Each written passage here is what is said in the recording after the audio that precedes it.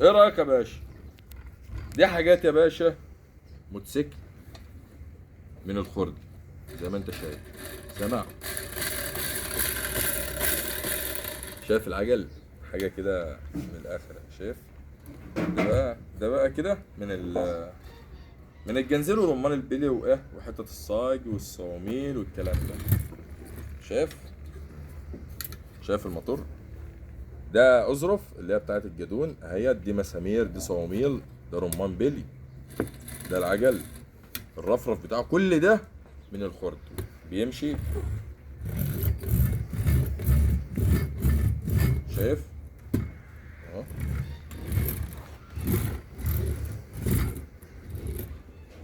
شايف يا باشا؟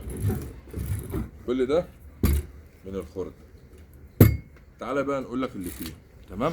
بص يا باشا، هنا كده حته صاج، هنا كده ظرف بتاع بيلي، هنا كده ظرف بتاع بيلي، هنا كده بيجو، مسمار بتاع تيله. تمام؟ مسمار تيل. عندك هنا يا باشا اهوت، هنا رمان بيلي اهي، يجي اللي في الجدون ده رمان بيلي.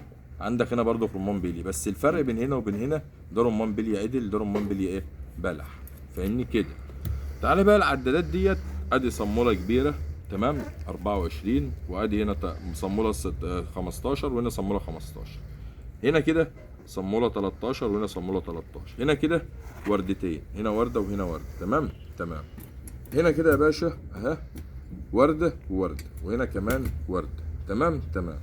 تعالى بقى ايه بص كده على الموتوسيكل وهو ماشي اهو زي ما انت شايف. كل ده من الخرد. عايزكم تتابعونا واستنونا في كل جديد. مبتكر المصري على جميع التواصل الاجتماعي، وتابعونا وشوفونا واحنا شغالين في لايفات على تيك توك وعلى فيسبوك وعلى جميع المنصات، وبالذات هنا في اليوتيوب كل يوم بعد الساعة 12 لحد الساعة 3 لايف على يوتيوب. تابعونا واستنوا كل جديد. مصري على جميع التواصل الاجتماعي، تابعونا. احلى